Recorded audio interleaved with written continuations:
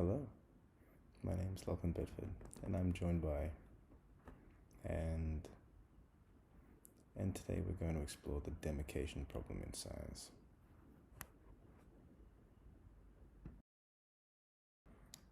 Before we look into our topic of discussion, it's probably worth taking the time to try and define science as a standalone structure. Science as a discipline could best be described as a method of growing and organizing the body of knowledge at our disposal that comes from experimentation and predictions about the universe. It's both a discovery and an invention. A discovery in that nature generally acts regularly enough to be described by laws, and even mathematics, and an invention in that devising the techniques, abstractions, apparatus, and organizations were necessary for exhibiting the regularities and securing their law-like descriptions.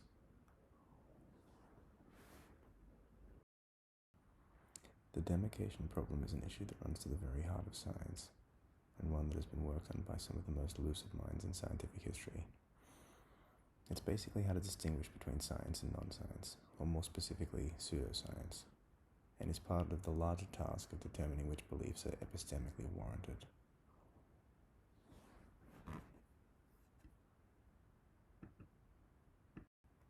Aristotle and other Greek philosophers acknowledged the difference between science and non-science. Larry Lawton, another vocal figure in the history of epistemology and the philosophy of science who isn't mentioned in the paper we look at today, in his essay titled Physics, Philosophy, and Psychoanalysis, The Demise of the Demarcation Problem, writes, "The pursuit of Aristotle described at length what was involved in having scientific knowledge of something. To be scientific, he said, one must deal with causes, one must use logical demonstration, and one must identify the universals which inhere in the particulars of sense. But above all, to have science, one must have apodictic certainty.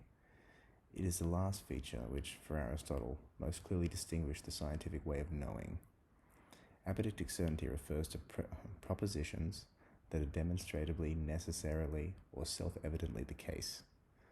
So that was either self-demonstrating or demonstratable.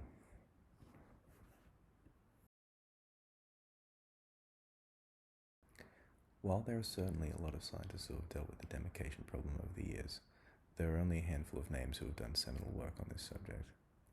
Karl Popper is probably the most noteworthy, having written extensively about the criteria of falsification and what it means to disprove a theory or hypothesis. Thomas Kuhn wrote and elaborated on a puzzle-solving criteria which describes an emerging science as first needing to develop a paradigm and then go through a period of developing its normal science practices. And Paul Feyerabend proposed a more anarchistic and loose way of looking at it with no definitive criteria.